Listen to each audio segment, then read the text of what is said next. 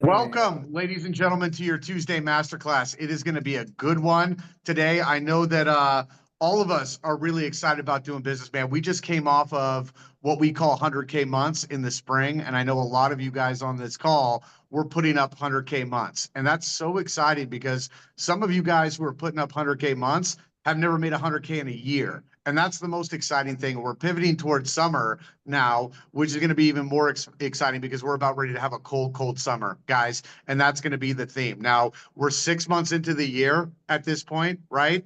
And so every single month that's been so far has been experience for us, right? The next few months are opportunity. And I hope all of us are taking the time right now to kind of revisit everything that we've done over the past 6 months, and we're making adjustments, right? Because we're either on pace.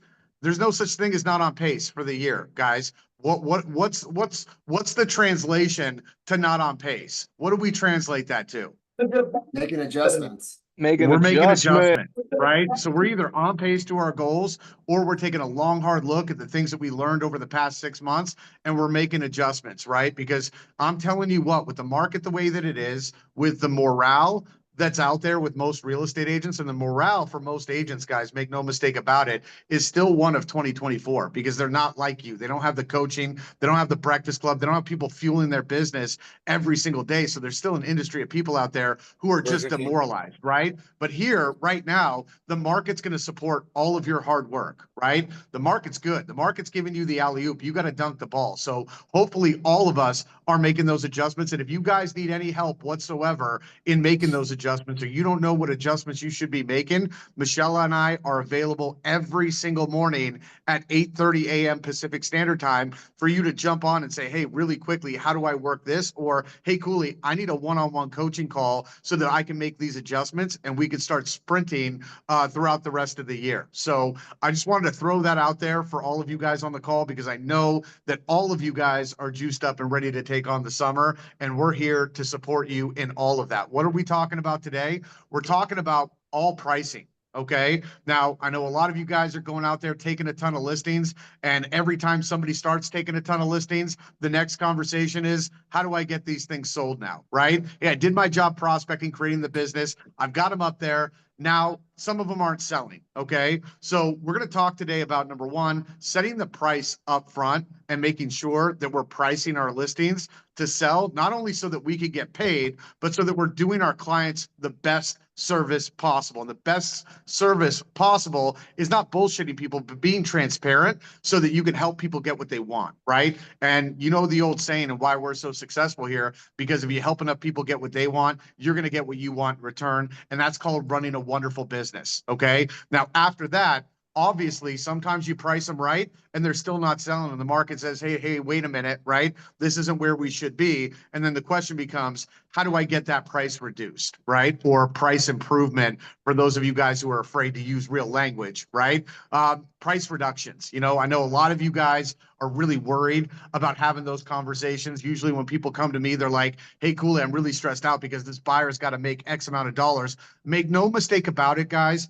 You don't control the market. So the one thing that we have to do just to set the tone for this entire conversation today, the one thing that you got to stop doing is apologizing for the market. You don't control the market. You never will. And it's not your job to control the market. Your job is to create the best circumstances possible in a market that we've got right now. Right. So even if your client's taking less than what they want, you don't control what they can get. Right? You control what you do in a market like this to put them in the best situation possible, but you're not going to take that $900,000 house and turn it into a 1.5. Right? Maybe during 2020, but we're in a different market right now. And so we've got to do a really good job creating the expectation up front, and a really good job having direct conversations with people that are not apologetic, right? That's not us apologizing, going, hey, I'm so sorry. You know, I know that you wanted 950. Nope, we're professionals, guys, and we're going to teach you guys exactly how to be just that today. So are you guys ready to have this conversation about pricing? Let's go. Can I get some feedback from everybody on this call? Unmute your microphone. Let's go. And show me that you're paying Let's attention. go. Let's I go. need this sir. all Yes, to sir. my Do it. listing Do it. and more. Hey, need I this want shit. I want you guys to write this down at the top of your piece of paper on your notes, whatever you're doing. Put realtor, write down realtor right now. Write down realtor. okay? And after you write down realtor, I want you to put an X over the word realtor. And underneath that, I want you to put market translator, professional market translator. I'm a translator, the person who articulates and translates what's happening in the marketplace in the most beneficial way for your client's outcome is going to have the lowest amount of days on the market with their listings, right? They're going to sell their homes the fastest. They're not going to have to do price reductions, and they're going to get their client the right results. So you want to make your clients happy. You want to get them talking about how you're the greatest agent of all time and how their home got sold within 7 days while everybody else has been sitting there for 95 days, which is what a lot of the marketplace is like across the country. You may be lucky. You may be in an area where homes are selling fast. Here in Houston, there's areas where they'll go in a second, and there's areas where they're going to sit for 9 months. The agent who actually takes ownership in being the translator of the market are going to be the ones with the skill to get that price done right the first time, get the results done super, super fast, almost making it look, see, if you're willing to deal with the confrontation and translate what's happening in the market effectively, it's actually a lot of momentum afterwards, meaning you're actually going to be in a position where the hard work got done in the front end. Because see, when you negotiate with your seller the right way, you never have to negotiate with the buyer's agent, right? And so if you price it correctly, you get 1, 2, 3 buyers looking at it at the same time. It's not, hey, we're going to come in 20,000 under. It's, hey, I'm sorry, Mrs. Smith, but present your highest and best offer. We already have 2 in right now. Right? That's the position we need to be in. However, with the market the way it is and the amount of inventory building, you may price it right at what you think is right today, but in 3 weeks and a month with more competition, more inventory, and more motivated sellers who have taken lower offers, you may have to reevaluate and get that new price. And that's what we're going to be talking about today. Yeah. I love it. Market translator, right? It's like in The Lion King where he says Mufasa for the first time. Say that again, Mufasa, right? It's got a ring to it, and that's what we got to do. Perfect. So also one more thing. This takes all the anxiety out of the business, guys, right? For those of you guys who feel like you're being run around by your client, who you feel like your client is the boss and they're in charge and they're telling you what to do and constantly pointing their finger at you. If you want that feeling to stop, this is where you got to take notes, plug in, shut down your Facebook, shut down your Instagram, stop looking at other stuff and plug in. Michelle, let's go.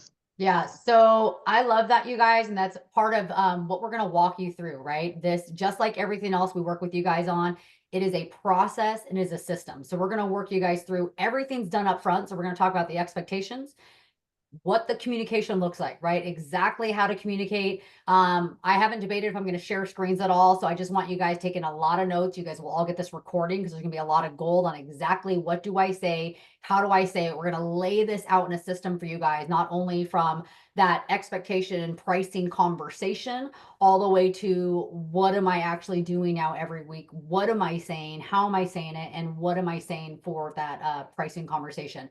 And with what Chris said, right, being a market translator, this is where those words matter, right?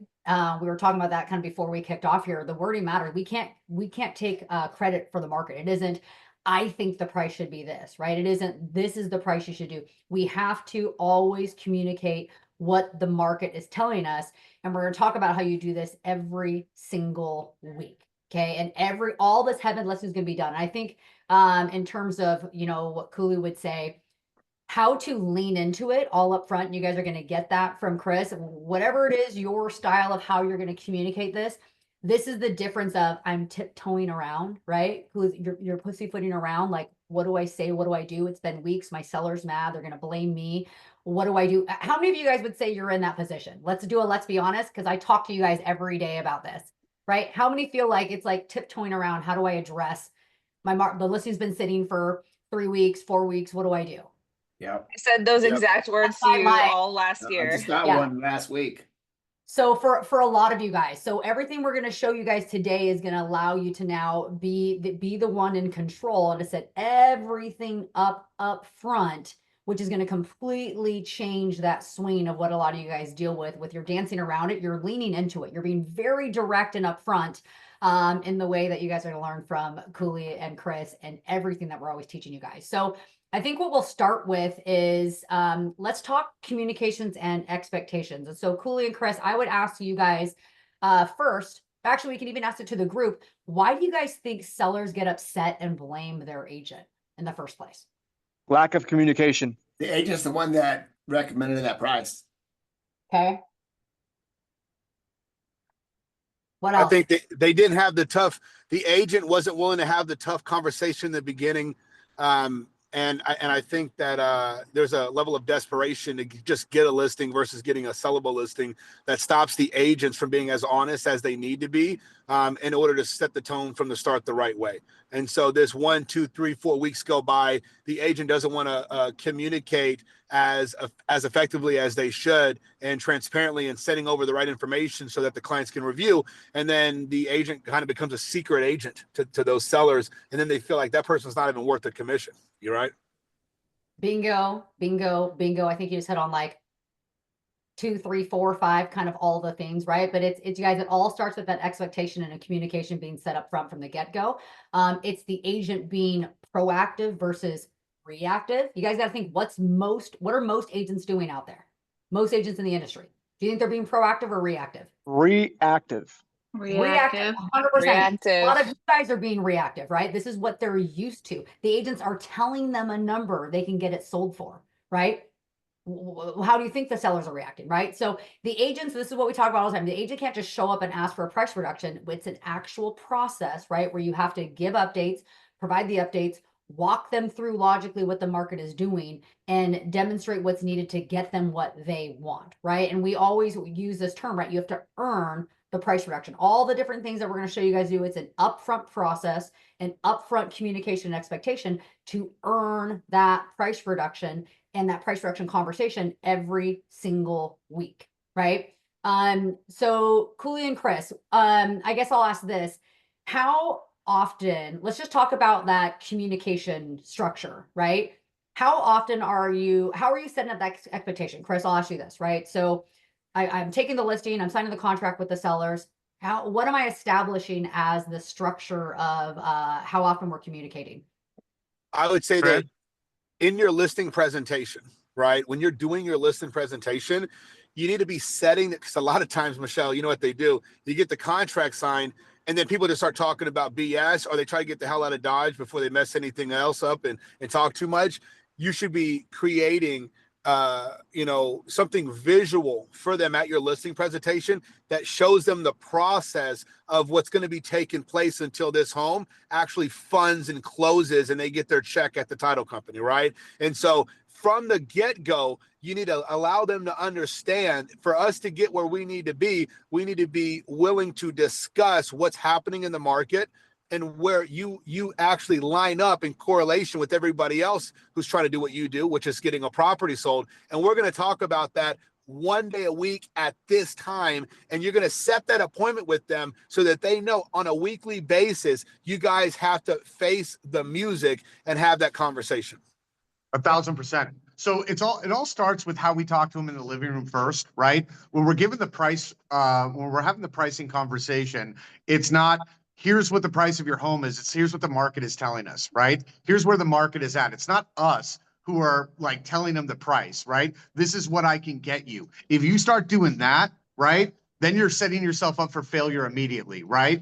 This is what the market is doing right now. This is what the market is telling us. So it's never us. It's the market up front. And like Chris said, when you're in your listing presentation, you should have a handout, and we'll create you one that schedules their first appointment, that walks them through the stages of the actual process. And this is a benefit for so many reasons outside of the price reduction conversation. But how many of you guys get multiple calls from your sellers every single day, right? Or, 5 times a week, and they're constantly asking you questions and driving you crazy, and you're like, fuck, man, you're playing whack-a-mole with this seller all the time. And no matter what you do or how many calls you answer, right, they will still feel like at the end of the day, you didn't do enough. Why? Because there's no expectation, right? They don't know what the process should look like, to where if you set the tone up front, you will provide the most exceptional service talking to your clients once a week because that's the expectation that you created, if that makes sense. So it makes sense for a plethora of different reasons, but I recommend for all of us setting an appointment in your calendar, 15 minutes once a week, where we review everything that's happened over the course of the past like 5 days, right? Why? Because if you talk, how many of you guys prospect expired listings? How many of you guys deal with the expired listings? Raise your hand. Raise your voices, whatever you got to do, right? did it. Right The here. number one thing, I do. the number one thing that they say, they're always blaming the agent. They're always saying that my agent didn't do anything. For sale by owners don't see your value at all, right? So as soon as you take their listing, they're automatically assuming that you're not doing anything either. You know what I mean? Because that's the view that they had of you before they even, decided to sell in the beginning, right? So what Yeah. I recommend doing is setting up an appointment once a week, right? I'm going to talk to you every single Wednesday at 8:15. I'm scheduling this right now before I leave this living room. Right now, you're going to hang it on your refrigerator, but this is our weekly time. Now, Paul, I want to let you know that between these hours, here's what I'm doing, and here's why I'm not going to be answering your phone call, because I'm protecting my prospecting time in the process, right? From the hours of 8 to 11, I'm on the phone prospecting buyers on behalf of my listings, right? I'm going to be doing this for you. And so we're setting the appointment up front, a specific time every single week. Now, Chris, in that appointment, what do you recommend that we're talking about? Are we just giving them a market update, or what does that look like? Great question. And so I want to go into that, but I want you guys to understand that you're going to continue to hear me and Cooley consistently keep talking about the actual listing presentation, because see, if you score enough points in the first 4 quarters of the game, you don't got to go to overtime.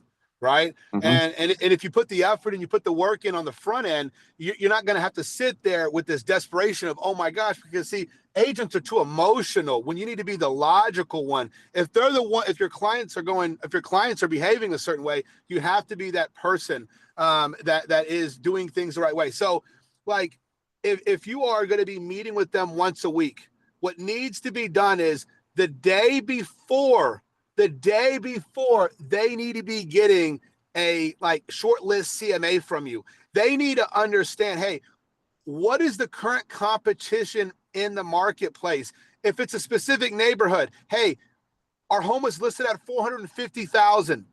These are the 10 properties listed between $400,000 and $500,000 with the same criteria. Make sure that they can see very clearly, right, in that PDF that you're going to email to them, right, where their property lines up amongst the competition. Okay, they need to understand what an absorption rate is. If you don't go over absorption rates on your listing presentation, you're probably not going to be pricing properties correctly, right? Because see, when a client understands what an absorption rate is, they tend to price the properties correctly when they actually have motivation to get the property sold, right? And so when they're getting that PDF, they're going to see, hey, you know what? 2 properties go under contract every month. There's 10 for sale.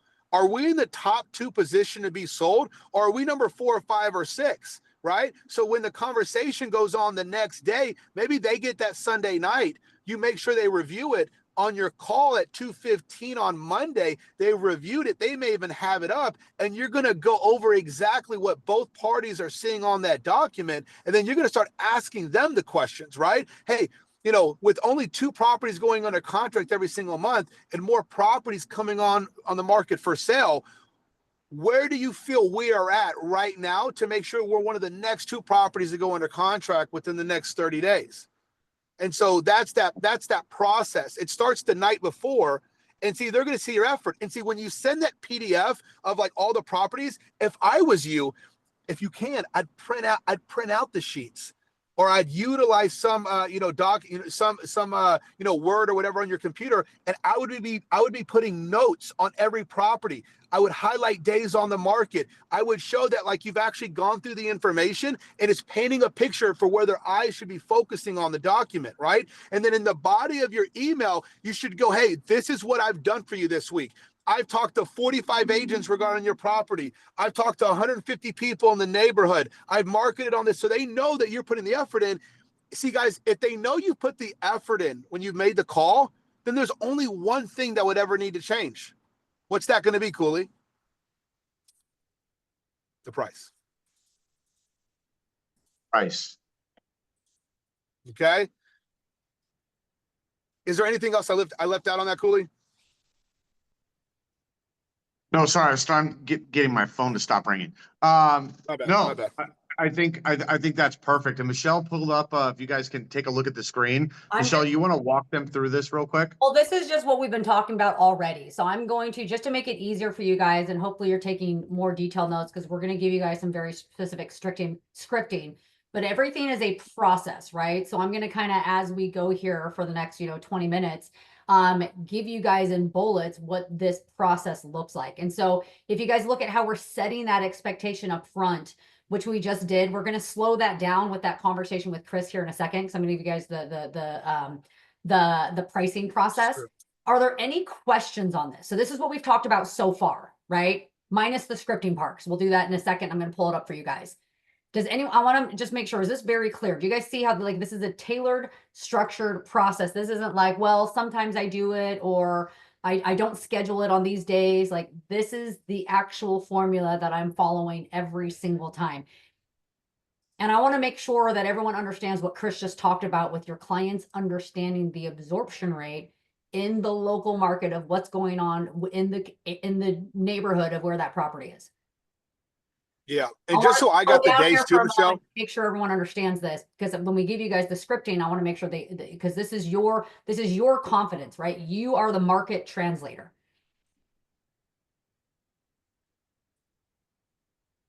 Chris, what were you trying to say? What I was going to say is, because I can't, of course I'm on my phone today, but that list, that email needs to go to them the night before, whatever day you're going to have that call. If you're going to do these calls on Mondays, on Tuesdays, whatever day, because some people on here may go, well, I do this at that time on that day. You're going to have a dedicated time. So it's as simple as, Michelle, I believe in this business. With the business moving the way it is, the best defense is an even better offense. And so what I'm going to do is every Sunday night, you're going to get an email that I'm going to create for you.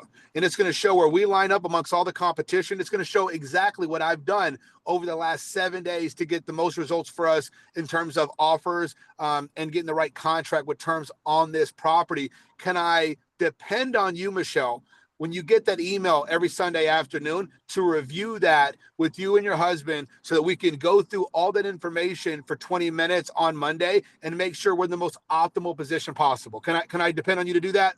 Perfect. You know what I mean? Yeah. I think that when we go to that pricing strategy, right? So when we're just even setting up the expectation of the price, I'll give you guys some notes here on just making sure, again, it's our verbiage and how we're communicating. And this is why, again, being our job is to translate the market. Because so think about this. There's a lot of agents out there that are just taking listings, right? We're not in the job of taking listings. We're in the job of selling listings, right? And getting results for our clients. You got to remember, when you look at what's out there, you've got people that are agents that'll overprice listings, right? Agents that out of desperation will just take any listings. You got people that are cutting commissions. There's all sorts of stuff out there, right? You've got times where the market changes, right? Where the market's definitely been changing a lot over the last few years. So all of these factors come into place, which is why it's even more so important that you are being the market translator to communicate effectively what happens. Same thing, guys, if we're representing the buyer, right? When we're communicating with buyers and what we're going to offer, where we have to be able to translate the market effectively. I think we're able to translate the absorption rate that's happening for those sellers effectively. And so our job is that. Our job is exactly that. It's to tell them the truth. It's to lean forward. And this conversation is happening every single week. Chris, my question to you is, we've even talked about this in the past, or people kind of hear, follow in this week's cycle. For you, are you having the conversation every 2 weeks, every 3 weeks, every week? Like, what is the system you're following to make sure your clients are getting the result that's going to give them what they want? It's going to be listing dependent. If we're talking about a normal listing in a normal area with normal expectations, for example, in Houston, average days on the market may be 65 days. If you're, 90 miles out in the middle of nowhere, it may be 225 days. Yeah. So you got to have some situational awareness here. However, based on the motivation, it should be every single week where you're having this conversation. This is something that, especially, and what I would note down for you guys is like, this is the hottest time of the year in real estate. More homes get sold during these months than any other time in the year. And so that means that there's going to be more listings on the market than any other time in the year. There's going to be more buyers buying, more deals going under contract. There's more action. Even if it's a slower market than we saw 3-4 years ago, there's more action happening now. And so should we be talking about all this action taking place or lack thereof 2, 3, 4 weeks down the road, or should we be on top of it and to be discussing it on a weekly basis? And guys, I would even take it to the next step. You should have, for all of your listings, you should, with your MLS, you should have like saved searches. And so every time a competitor hits the market, you should be sending that to your client and go, what do you think about this one? What do you think about that one? See, I want this to be known. The agents who tell the price are being lazy, right? And the sellers that say, oh, just give me a price are being lazy. A lazy agent or a lazy seller never really gets the outcome, and they're the first ones to complain and bitch about the other person. It's that agent who complains about that seller, and it's that seller who complains about that agent.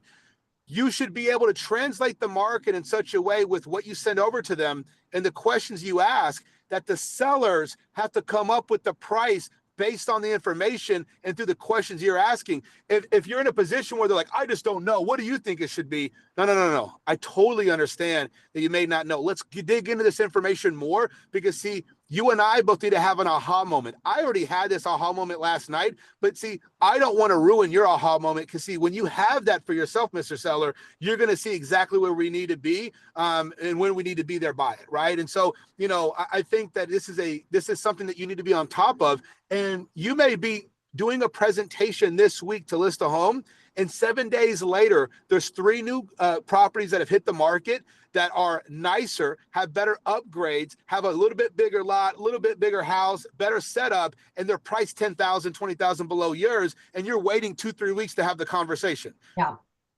That's why I wanted to ask this. And I hope you guys are all kind of grasping what Chris is saying. And I love this so much, because I think this is the difference of, again, agents that are able to be in control, be in authority, and truly guide their clients. Obviously you have to use common sense, right? And you have to logically look at what's happening in the current market for that property, right? Of course, there's common sense to play here, but this is a conversation week by week. Is everyone grasping that? It isn't like, hey, we're going to talk about this every 3 weeks. Every single week, here's exactly what we're dealing with. Here's exactly what position you're in. And what I'm going to put on the screen next year, guys, if this helps. So I'm kind of just scrolling along with what we're walking you guys through, right? When it comes to that strategy, we always have like the rule of thumb when it comes to pricing. But I think the most important takeaway I got here talking with you, Chris, which I think is the strongest, is every week. Does anyone have questions on that? When we talk about like how to have that conversation, every week we're trying to position our clients in the best position possible, right? Now, Chris, what does that mean when we talk about how to put them in that number 1, number 2 position? Just because it says it on the notes here. Yeah, I think that, like I said a minute ago, you and your client need to truly understand the absorption rate for the neighborhood or for the area, right? And so how do we know if we're in the number 1 position if we are not looking at the comps with our clients and we don't have reliable data in front of us that's showing both of us, the sellers and yourself, what we can expect? Are there anomalies? Of course there are, right? But, not every listing you have has a unicorn or is a unicorn, right?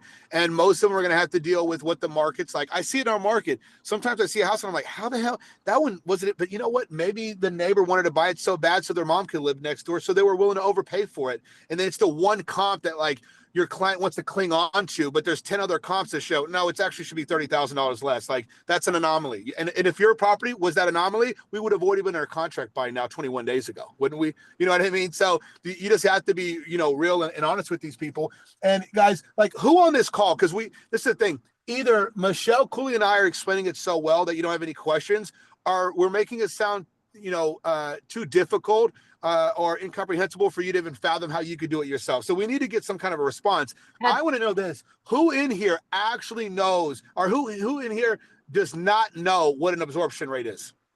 I got a couple questions in the chat actually on that, Chris. So if you could explain a little more detail, like specifically, if you were doing it right now with a listing, maybe of a current one, how do you figure out the absorption rate around that seller's property?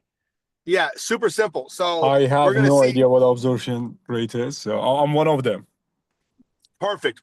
So, it's one of the biggest, like, when you talk to a doctor, Michelle, and they, and they talk a certain way, you go, oh, this person knows exactly what they're doing way more than I do. And if you want to make a client feel and understand that they're working with the best person possible and a person that is way more knowledgeable than they are, to where they're going, hey, you know what? I know that if I had to put, my 500, I got a $500,000 listing here. If I'm going to put my money on this $500,000 listing, I can 100% depend on this person because they just have more knowledge than me. And when they speak to me, I'm actually learning from them, versus a lot of times sellers are meeting with you agents and they go, I know more than you. I feel like I've owned more houses than some of you guys. Yeah. That's how they're going to feel like, right? Yeah. So when you talk about absorption rate, it's not going to be something that they understand. So an absorption rate is very simple. Hey, how many competitive or how many properties are for sale right now that are active in the competition, depending on that neighborhood, the market, within a quarter mile? Everybody's in a little bit of a different location probably. So things run a little bit different. In our neck of the woods here in Houston, we're primarily going to do the comps based on the specific neighborhood, or if the neighborhood's huge, a specific section that has a lot of the same criteria points. So if I have 10 properties for sale in this neighborhood, right? And 2 homes are going under contract every single month, and 2 homes are selling every single month. How many months of inventory, guys, do we have on the market if no other properties go for sale?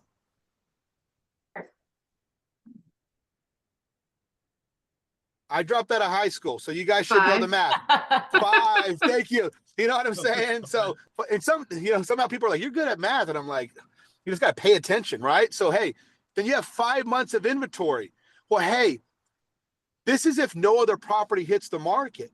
So Mr. and Mrs. Seller, if no other property hits the market for the next 5 months, and we're priced and we're in a position where, well, let's just ask you this right here. Out of the 10 properties that you see on the market, based on the features and benefits of your home compared to the other ones, what number would you put on yours? Are we in the top 2 positions? Are we number 5? Are we number 6? Are we number 8? So if they go, based on this, we're like the 5th best property. Are you guys willing to wait 2-3 months before receiving an offer? No, we don't want to do that. And also, the last question on here, isn't there going to be more homes that hit the market this week and this month and next month? There is. How are you going to feel if those properties have more features and benefits for the same price or for a better price? Then it's going to be 4, 5, 6 months down the road. When would you guys like to receive offers on this property? Well, we'd love to receive them like this week, next week.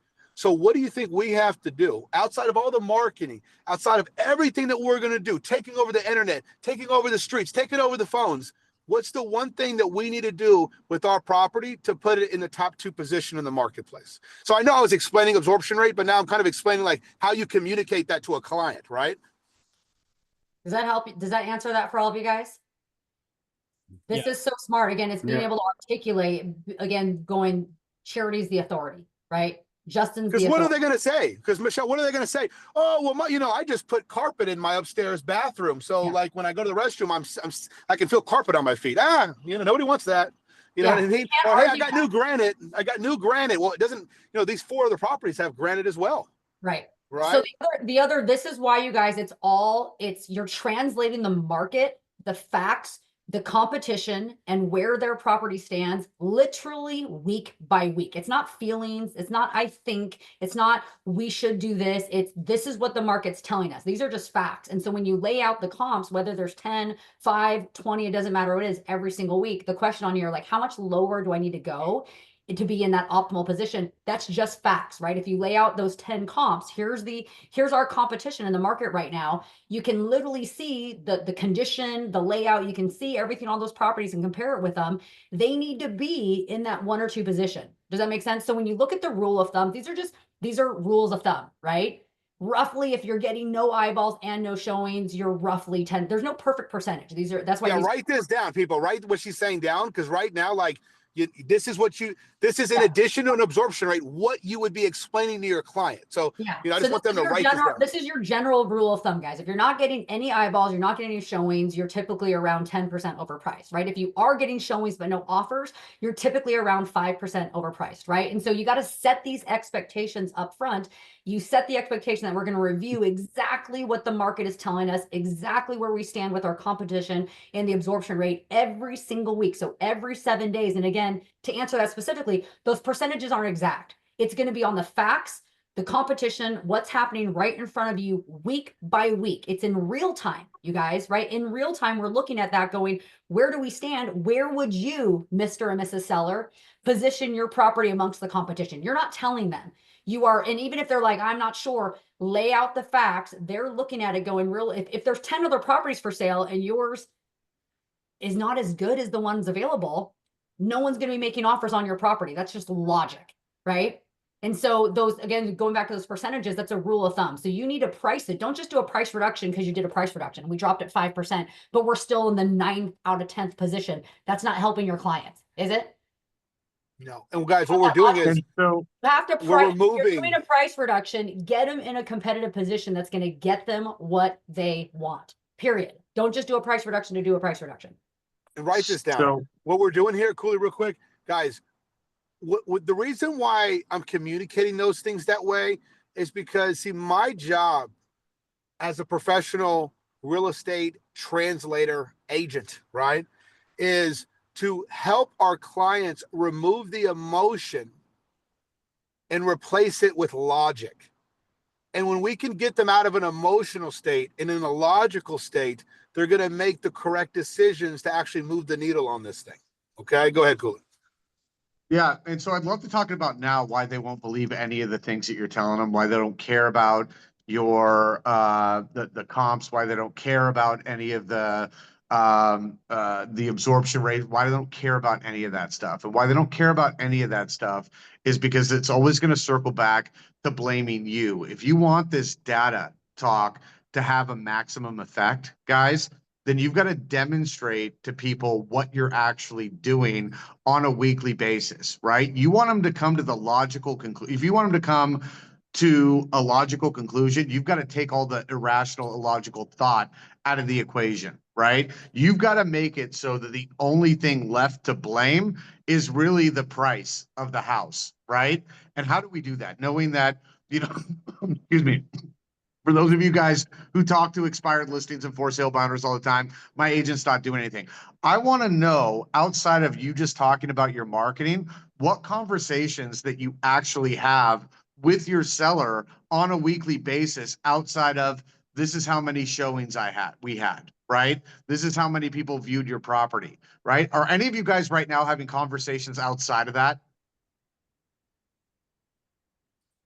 I'm seeing no heads nod. I'm seeing people just staring at the screen. Did Chris make you guys glaze over? He has a tendency of doing that sometimes. Was that Chris or is it me? It could be me. I update my sellers every week. But I want you guys to think about this, right? I want you guys to think about, like, when you have these phone calls with people, when you tell them you're going to work hard for them and you just call and update them about the showings and stuff, right? So our updates should be, before we start talking about the pricing and the market and all that good stuff, we should be talking exactly what we've done this week in terms of marketing, what the return on that was, right? What we've done on social media, what the return on that it was, how many leads we've had, how many phone calls we've made outbound and inbound, right? And everything that we're doing boots on the ground, right? And you're going to go through it line item by line item. And do you know why we're going to do this? Does anybody know why we're going to get really specific with this rather than glaze over or blaze over? Does anybody know why we're going to do this? It So needs to be abundantly No other way clear that that they know the what you're only doing. thing wrong is the price. We're doing what we need to Exactly, do. right? It's gonna back up your Separation. data, right? So after you've presented this, right, all the things that you've done, your outbound phone calls, hey, listen, we made, 500 outbound phone calls this week on the 62 leads that were generated from the Facebook marketing campaign, right? And we're gonna continue to do so. Now, knowing that we're doing all of this, Paul, and that we're going out there and aggressively pursuing buyers for your property, is there anything outside of this, Paul, that you feel like could be done, but is not currently being done? Why do I want to say that? Why do I want to ask that question? Okay. After the line items that I just went through of all the action that we've taken this week, is there anything outside that you feel like should be done? Why am I saying that to my seller? You're taking away the fact, you're taking away the opportunity for them to say you're not doing anything. And so they have to be focused on the right things at the right time, Exactly. And I want to know how they're processing information, right? I want to know if they're blaming me for not putting it up on Facebook more, something like that. I want to know how they're thinking, because if you can figure out how people are processing a situation, it makes overcoming that situation a lot easier, because you know how they're thinking, right? If you could read minds, how much easier would your job be? Well, we can't read minds, but what we can do is ask the right questions to figure out exactly how people are thinking, right? And so I'm going to ask him that question. I'm like, okay, great. So you agree with me that we're aggressively going out there and pursuing buyers, right? Knowing that we're doing all of this, right? Knowing that we've done X, Y, and Z, and I'm going to repeat it again. Okay, I'm going to repeat it again. Okay, knowing that we're doing X, knowing that we're doing Y, knowing that we're doing Z, and here are the results that we're getting. What conclusions do you come to? I'm going to put it on them. I'm going to get them to say it, right? Knowing that we're doing all this, what do you think the market is telling us about where we're at and what we need to do? Why am I posing it as a question, guys, rather than just telling them shit? Make them work. This is probably won't the come up with art an of answer. selling. Them Yes. involved. Yeah. I Hey, want to make Cooley. them work, and I want to make them think, right? And I want them to process that information, because you could tell people what to do all day long, but the real magic happens when people start telling you exactly what you want them to exactly the conclusion that you wanted them to come to, right? And this makes the price reduction really simple. After you've done that, you can go over the stats, you can go over the absorption rates after that, because now we're talking about the price, right? And now we're talking about not like, does a price reduction need to happen? Now we're having the conversation about exactly what that price reduction needs to be. You know what I mean? Are you guys feeling me on that? I want to show of voices really quickly from everybody on this call. How many of you guys are doing line items on the action that you're taking every single week with your sellers? Honestly, show of voices. I want no's and yays. No. No, good Now, idea. Majority Yes. now also guys, in terms of like outside of the price reduction, would your sellers be harassing you all the time and calling you at all hours of the day if they knew that Paul was out there taking massive action every single week, if they knew what was actually happening and they could see all of the things that are happening? Like our jobs right now, if you go on Instagram, or if you watch episodes of South Park, you see the clips on Instagram, right? That's what they think of you. You understand, ladies and gentlemen? yeah. That's I've what they seen think that your one. job is easy. Okay. They think that being a realtor is about taking your photo, putting it on a bus bench ad or a urinal cake. And that's what you do, right? That's your job to most people. All right. And so until you show them something different, your price reduction conversation is just you being fucking lazy. Does that make Yeah. sense, guys? That's just you being lazy. Okay. So this is why we sit down with them line item by line item, show them the action that we're taking every single week, right? And the adjustments that we're planning to make. And this price reduction, hey, Paul, now, great. I'm glad that we agreed on a price reduction of 10%. And I think this is going to put us in a great position to win. Now, this doesn't mean that this is the price that we have to settle at, Paul, but this is what's required in order for us to get the attention that we need to be in a great negotiating position, right? And that's how you make the price reduction conversation really easy. You don't have to tell them, like, you've set the expectation that this is now where we have to be comfortable accepting an offer. But also, Paul, to make you feel happier with it, this is exactly what it's going to take to put us back in the driver's seat right? To where we start generating some attention as a starting point to start the negotiation process. And that's really what you want, right? Start getting the attention that we need on this home to get an offer that we're willing to take. Perfect.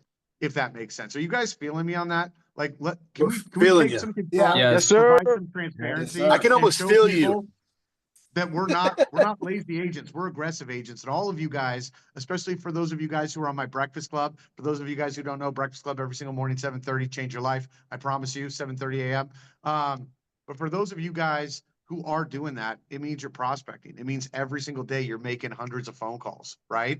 Why not provide that as a transparency tool to your clients, right? I mean, 200 outbound phone calls every single day this week, right? Here's how many Yeah. contacts I got every single day this week, right? Here's what that led to every single week. Here's the feedback that we're getting every single week, right? And if we're putting in all this effort on the social media side, marketing side, on the physical action, because that's what they want to see too. Wade, Donna, that's what they want to see. They want to see physicality and not just your bullshit voodoo social media talk or marketing talk, right?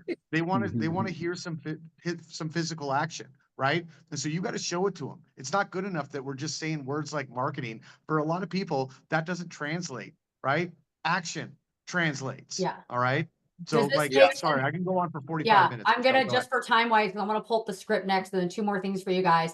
I scrolled up someone who asked me for the rules of thumb up there, but I copied and pasted that process, you guys. You guys see this isn't like magic tricks, right? Do you guys see how this is just a very simple, logical process?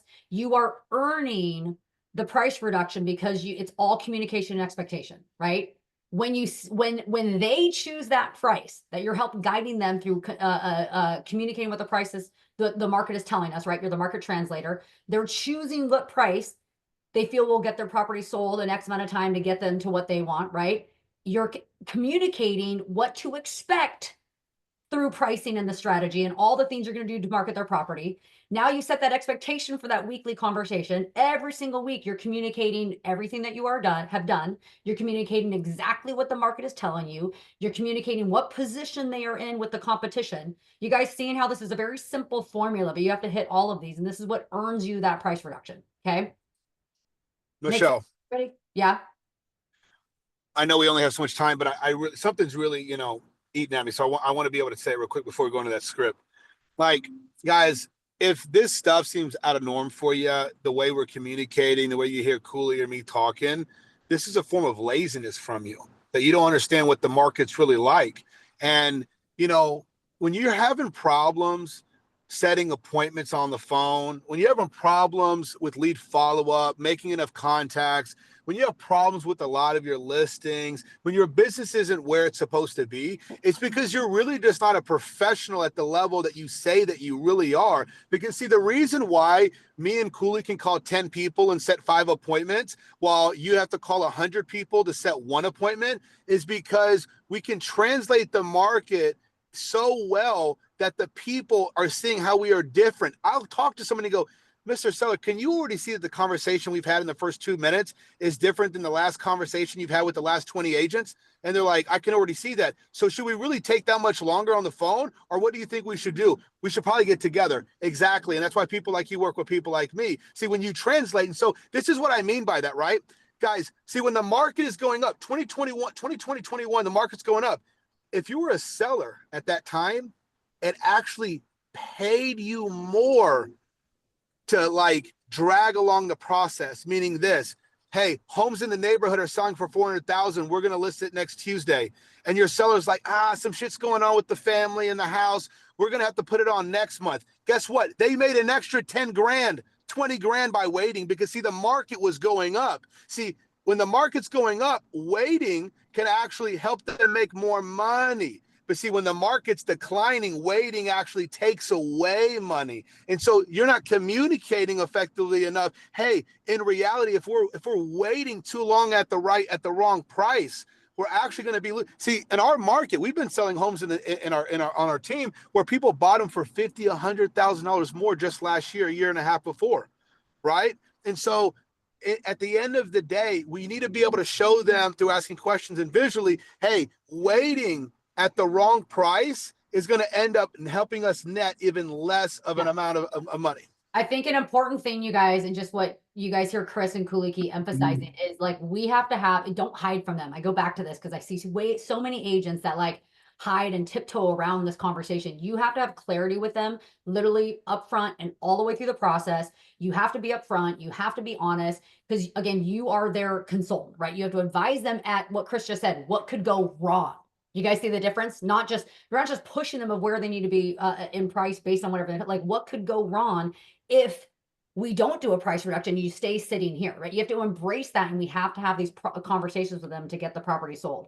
For time's sakes, real quick here, I'm just going to move along to this part. And Olivia, to answer your question, I don't know if it got answered or for the rest of you guys, how many sellers out there are like, well, my house is better, my house is nicer, like my features are better. It's all logic, you guys. If there's 10 properties that is a competition and you're not getting the eyeballs, you're not getting the showings, you're not getting the offers, what are the buyers telling us, Mr. or Mrs. Seller, right? They're not seeing your property as the nicer property. And that's just logic and that's fact. And that's why we have to always present the facts. It's not emotions and feelings and like, this is why their yard is better. Does that answer that? Does that make sense to everybody? Old summer. Because that's a normal conversation you have from sellers constantly. You have, if their property was better in the eyes of the buyers, they would be in that position and they'd be getting the offers. Or you don't know what you're doing. Or what happens too is a seller goes, oh, well, my home is totally upgraded. And you're over there doing comps with them and you have 2 stories like their home, but there's 2 stories with the master bedroom down or the master bedroom upstairs. Well, I would rather have the outdated home with the primary bedroom downstairs that I'll renovate versus buying the house that's renovated with the second floor having the primary, right? And so make sure that you are actually comparing apples to apples and oranges to oranges, because I see agents like, you set 7 comps and you got 3 1-stories and 2 2-stories. You know what I mean? And your property is a 2-story, right? And so make sure you're actually examining the properties correctly. And guys, if you feel like you're not adequate enough right now to be like a market, a master of the market in a sense, but as being a translator, and you don't have enough listing appointments you're going on, and you don't have enough clients that you're actually reviewing these things on a weekly basis, you should role play your listing presentation every single day with somebody else. And 4 weeks later, after you do 20 role plays, you're going to be a master of your marketplaces versus not doing any of that. And it's going to translate in everything that you do in your business. Yeah. I think for a lot of people who are in the business, like, around 2020, 2021, when the market was on fire, they're starting to realize that, this is a skill-based business, right?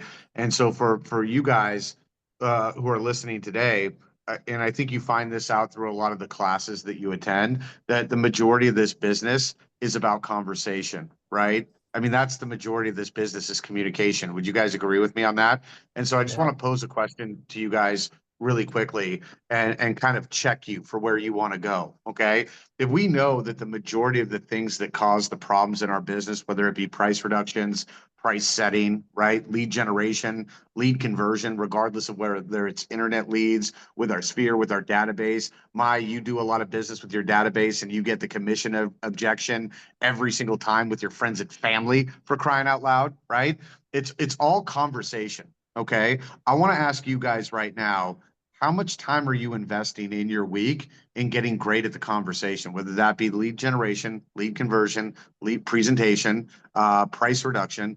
How much time do you have allocated in your schedule this week, all right, practicing the conversation, any conversation, right?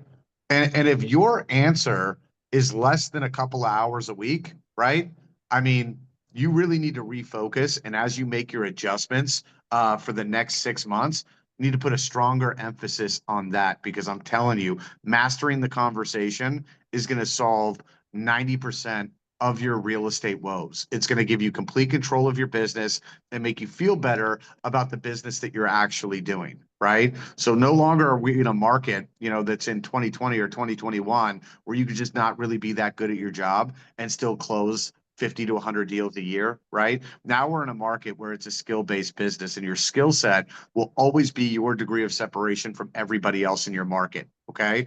Chris and I, Michelle, we could pick up the phones today and create 100 deals a year like that. Why? Because we're all awesome at the conversation. We're all awesome at communication.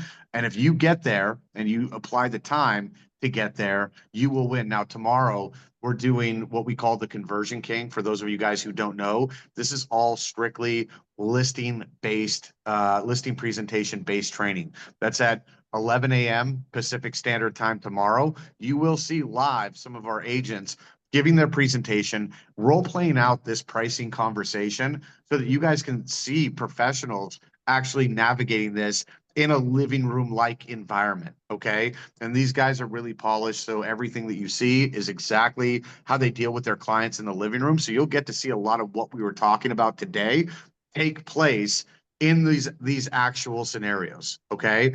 Now, if I were you, number one, I would schedule the Breakfast Club every single morning, 7:30 a.m. I would schedule that Conversion King with Chris Hardy every single Wednesday at 11 a.m. Pacific Standard Time. All right. I would have a role play partner every single day of the week, right? Calls, I would practice my presentation 3 times a week. All right. In addition to that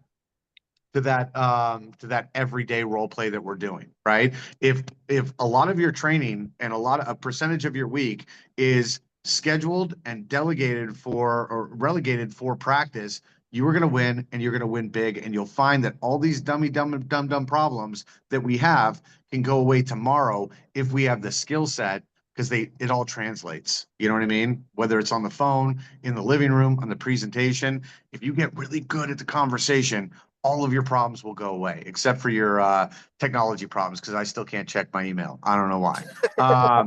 Michelle, go ahead. You're on mute, but I'm sure what you're saying is awesome. Oh, yeah, so good. So as you guys can see on the screen here, I pulled up that script just to give you guys a written out script that you can take for yourself, that you can kind of tweak a little bit. This is the variation of basically what Chris was rattling off like 30 minutes ago, really, really fast.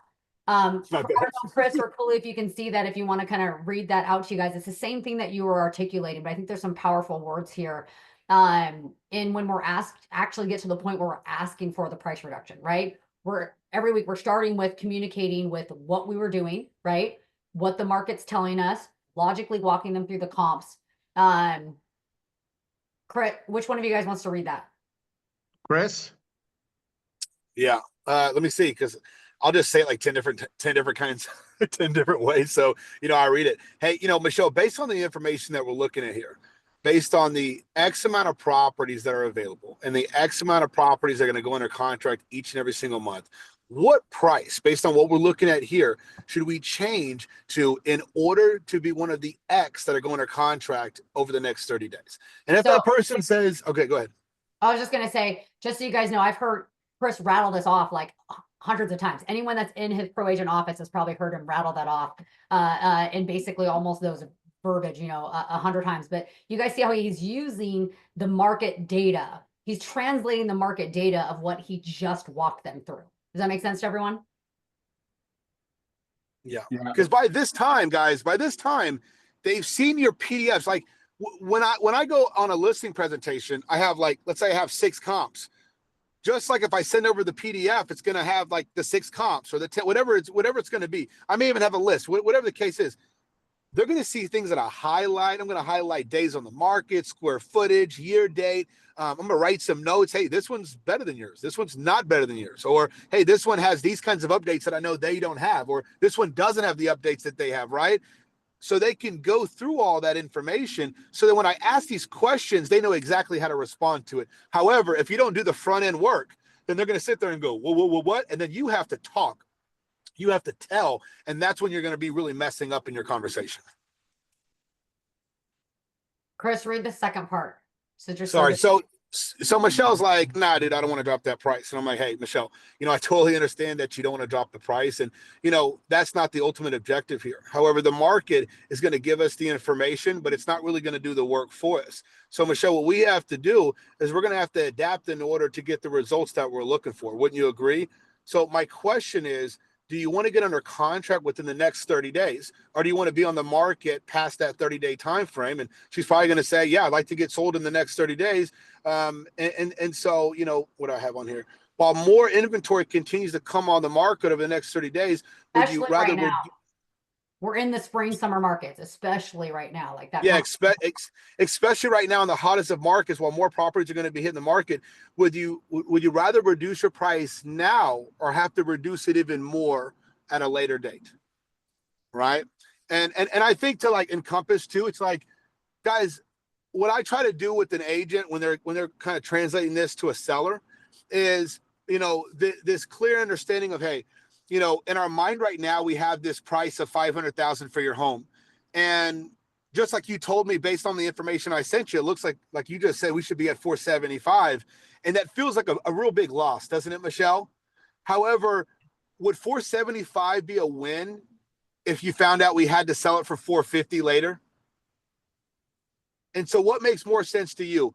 Putting this thing on the back burner, let more properties hit the market, more competition set themselves up in a better position than we are, and have them sell instead of us and sell for 450 later? Or would you rather sell for 475 today or this week?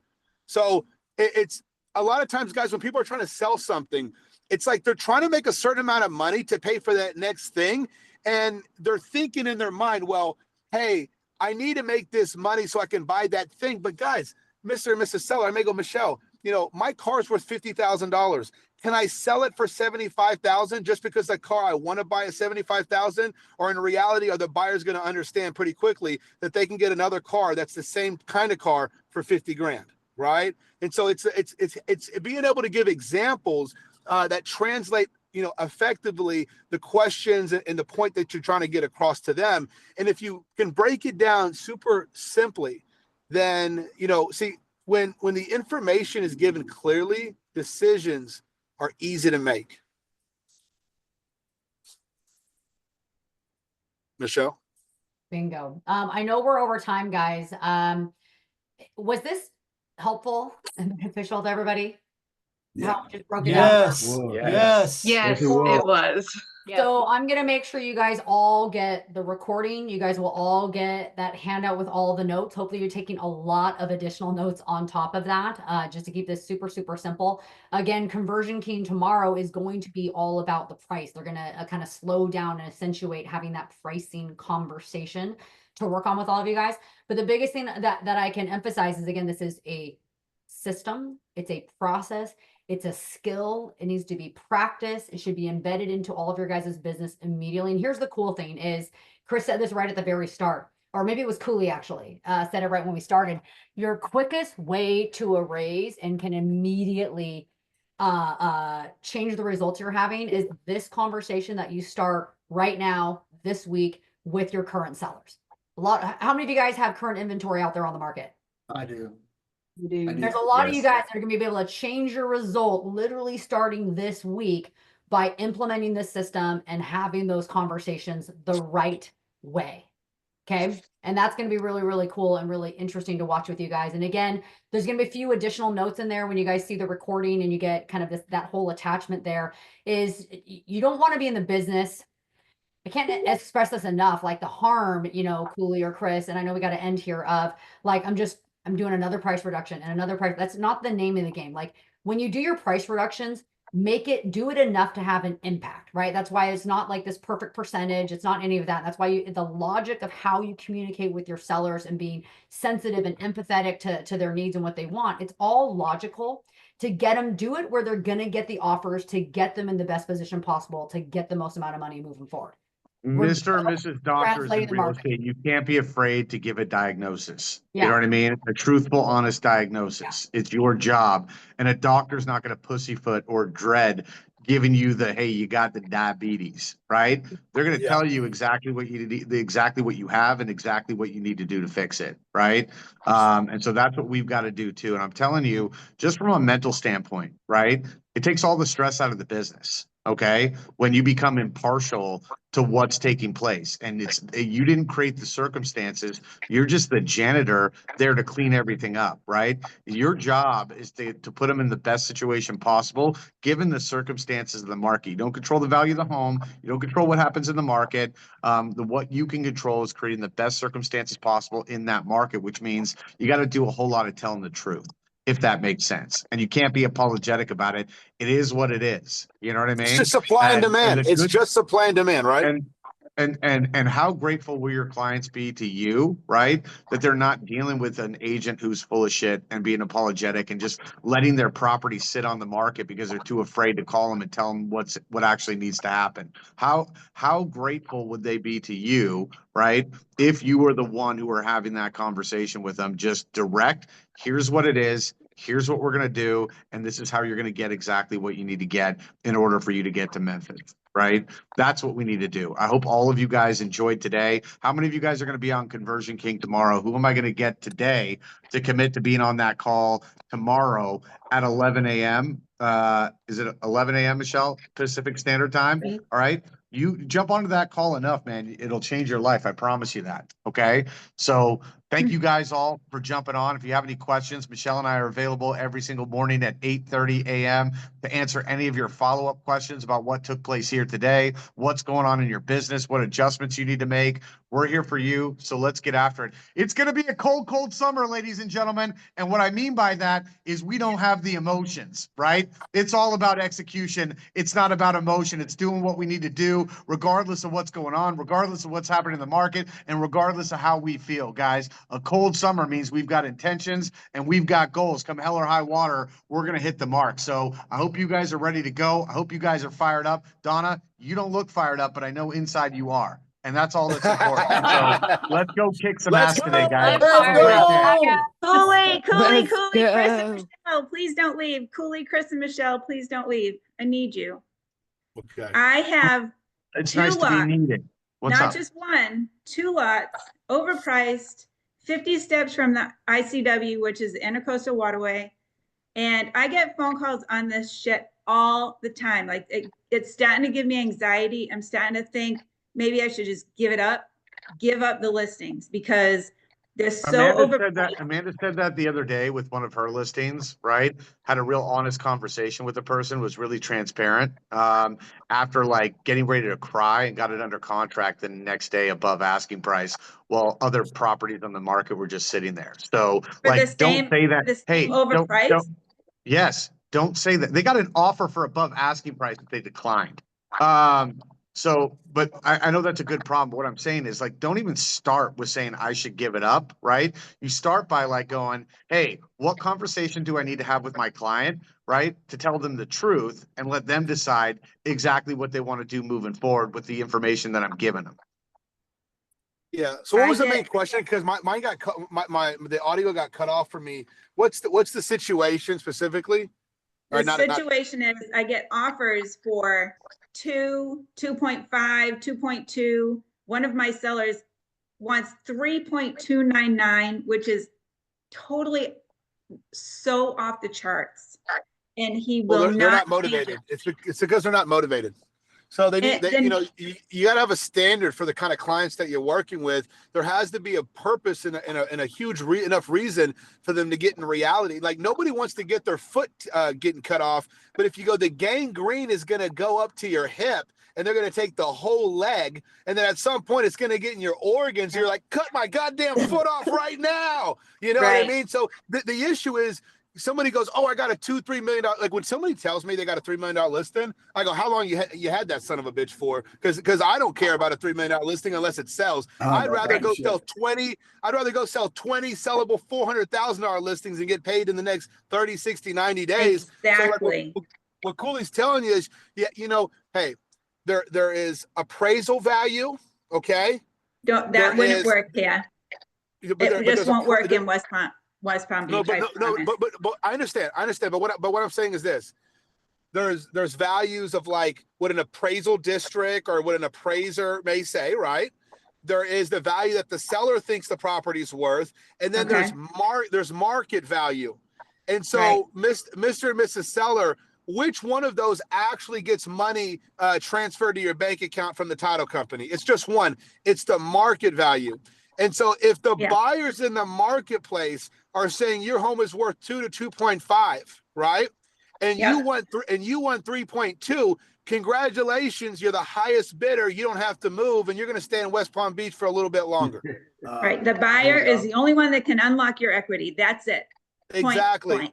And so I think the problem for you, and hey, is this Palm Beach or West Palm Beach?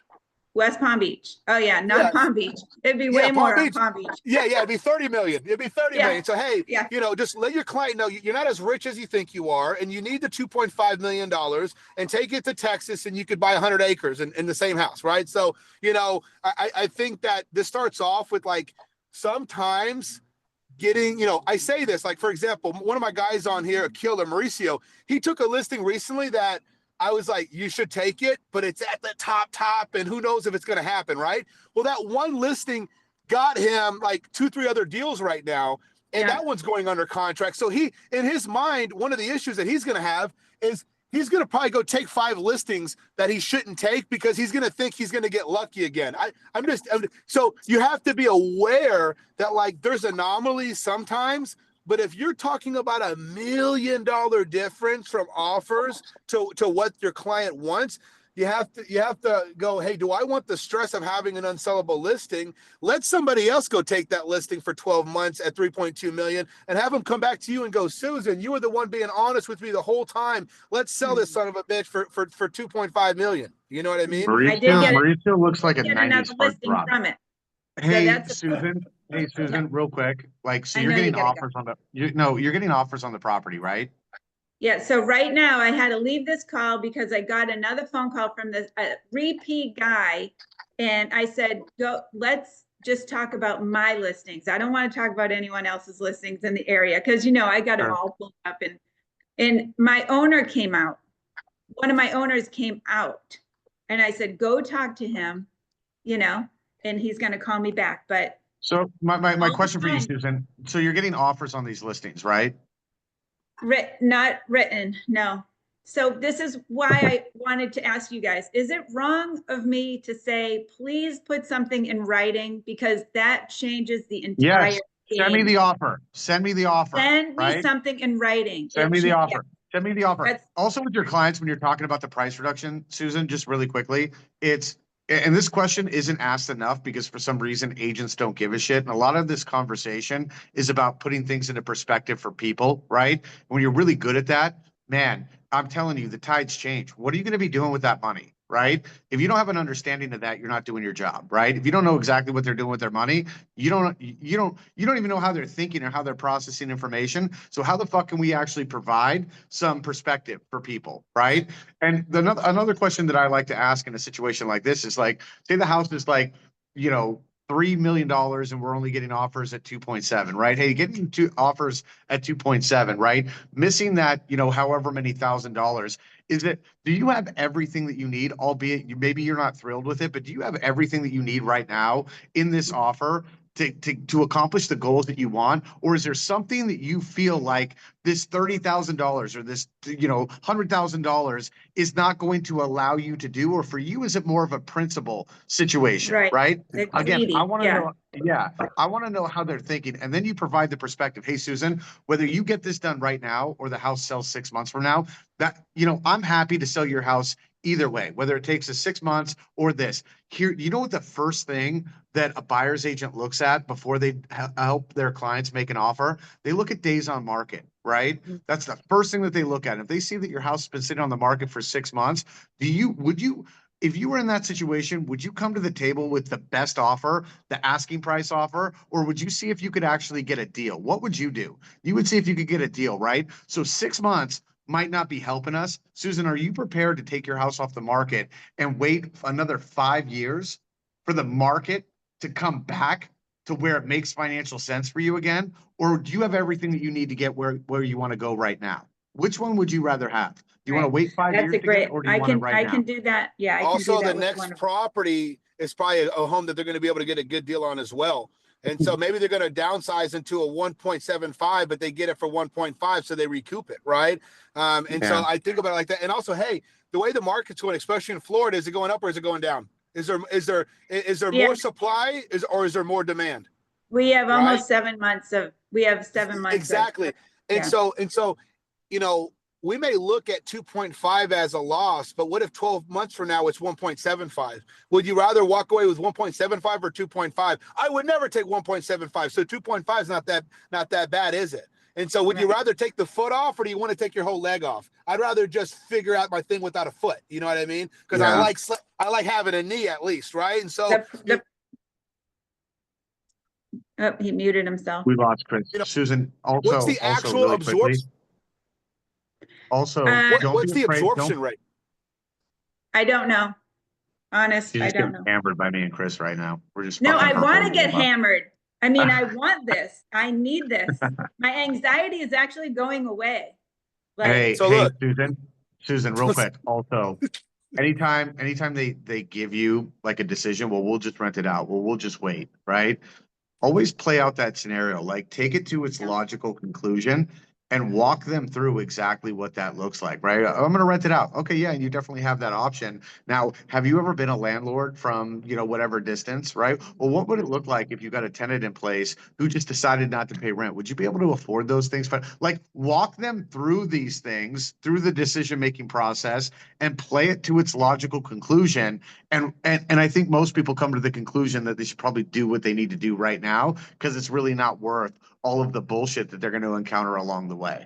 You know what I mean? The guy that lives in the house, y'all, hasn't paid his taxes for 3 years and he borrows money to pay the 3rd year in arrears just so they don't put his house up for tax. deeds. Amen. That's why he lives in Florida. It's Absolutely. Rich poor man. He's a rich Well, poor man. If I may say, He's can a I rich throw poor in man. Susan as well? I think everything Chad and Chris has said couldn't be more spot on because I'm dealing with that live right now in an offer. Literally, I'm negotiating it. And the agent is listed at 4.2 and some change. They have been on market for over a year. She says, I know for a fact they need to be accepting something in the 3s, but no agent is bold enough to write the offer.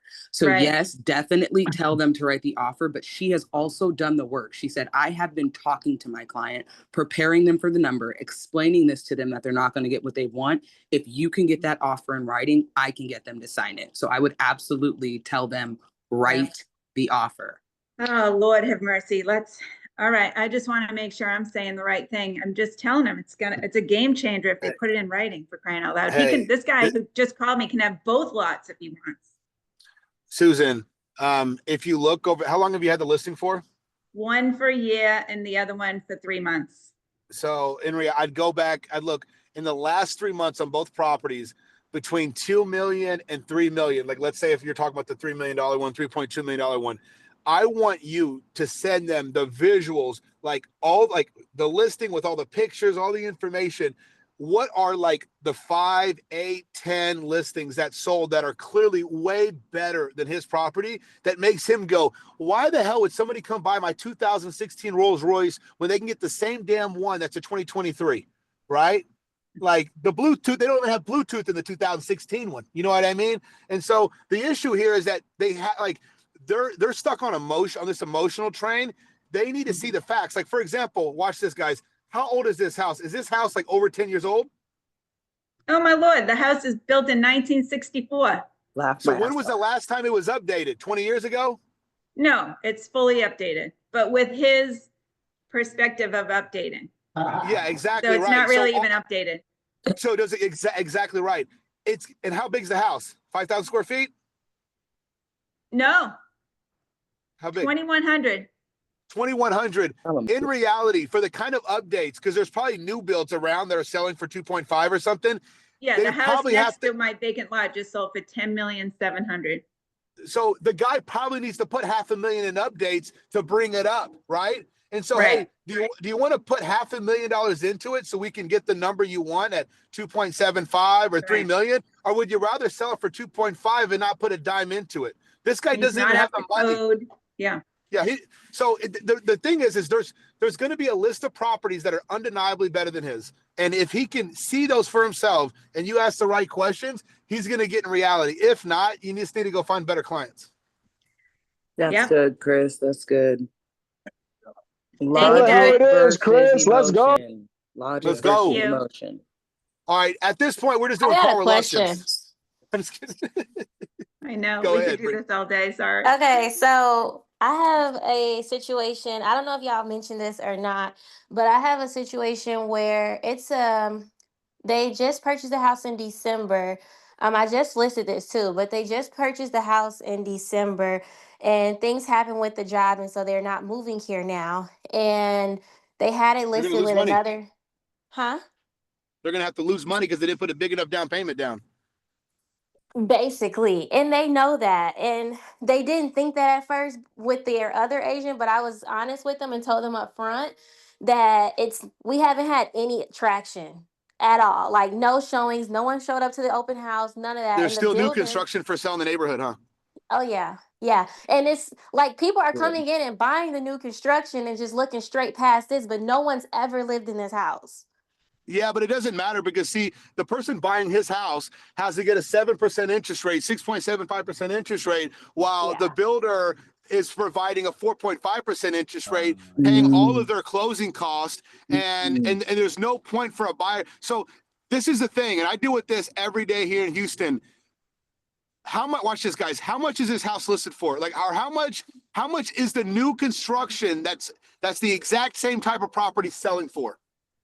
Well, they're starting as low as 380. But So this home guy, brand new would be 380. no, he purchased it for I want to say it was they purchased it for like 460 or 470. If you want the same home for the builder right now, what are you spending right now? Not even thinking about incentives, just thinking, hey, the same property from the builder right now, what does it sell for? What is it active for right now? Oh, way a lot more than 450? what we got it listed at. A lot You think more? You think Yeah. more? The thing There's is, the no way. builder is offering that incentive and offering like 25K down and, offering all Yes. this money. So this is the issue, Brittany. This is the thing. You're not looking for the buyer that can qualify for the new build. You're looking for the buyer that wants to be in that neighborhood but cannot qualify. So for example, they go, okay, well, this home brand new from the builder is $500,000. That lender for the builder will figure out a way if that person qualifies for 460, 470 for them to qualify for 500.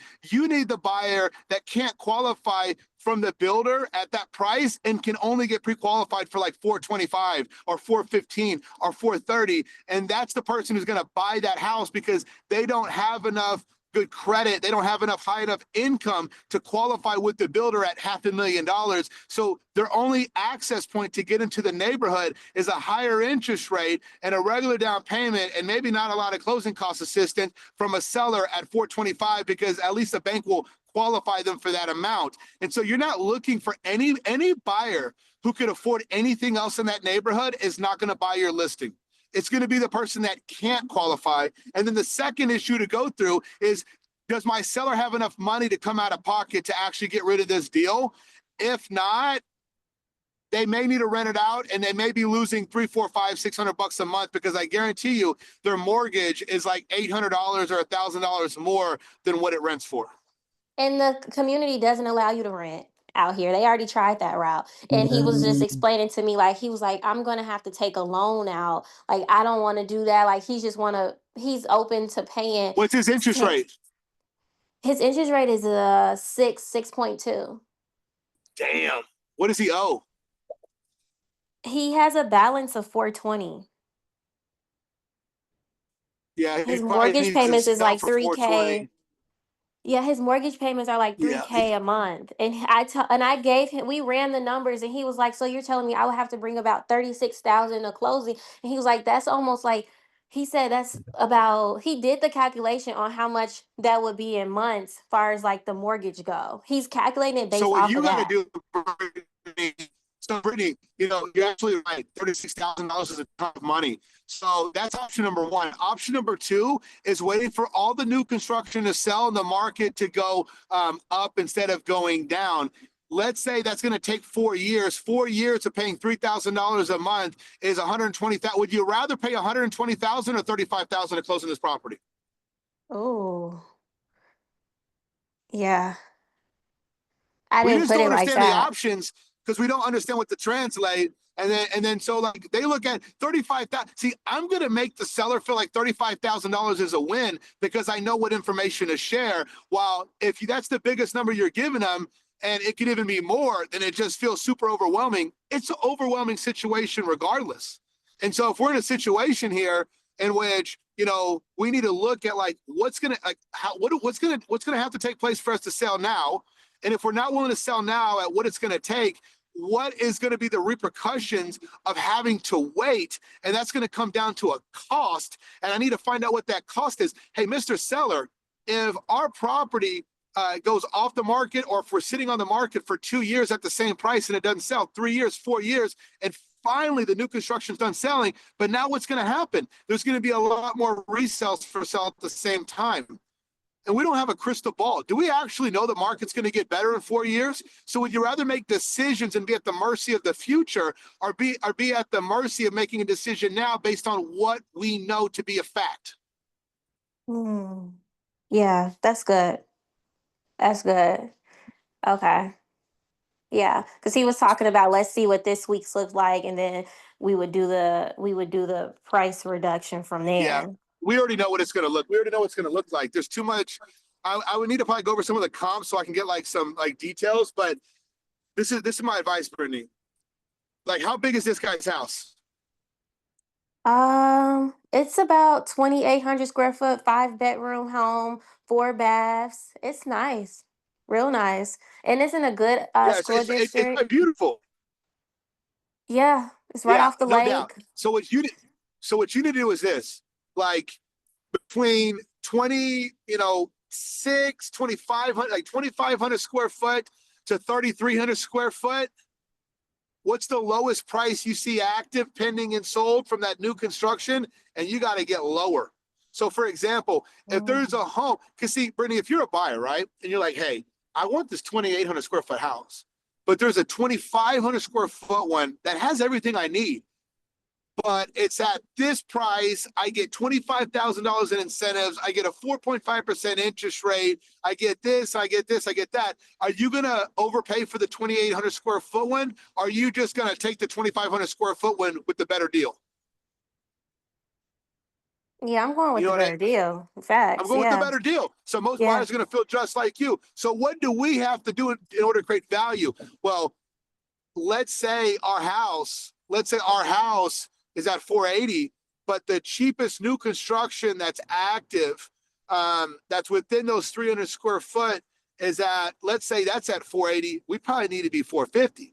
If you just got to find out, again, like I said in the beginning of it, if the person can qualify in that neighborhood for new construction, they're going to buy, the new construction. Right. If not, if they can't qualify with the new build, now something else you can do, maybe you can do a wrap. Like maybe you can do like a seller financing wrap where somebody who normally can't qualify for a loan, and it doesn't mean they don't qualify because they don't make money.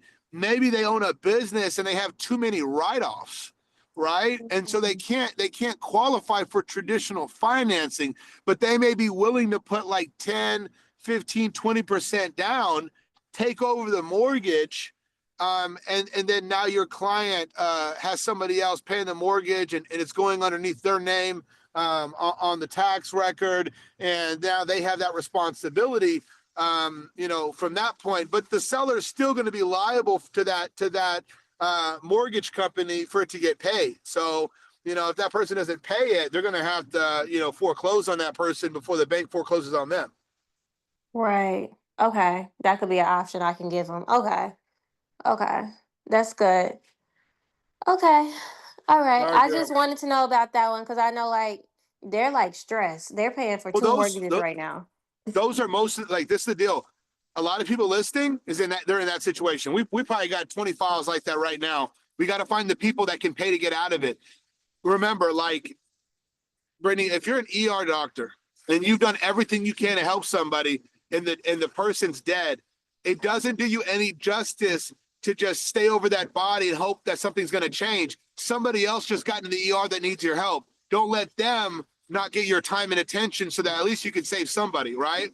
And so when you're dealing with these kind of sellers and these kind of leads, you need to make sure these people have the money to get out of the problem. if they don't have the money to get out of the problem and they can't take on any of the viable options that you can give them, then you need to go find better clients.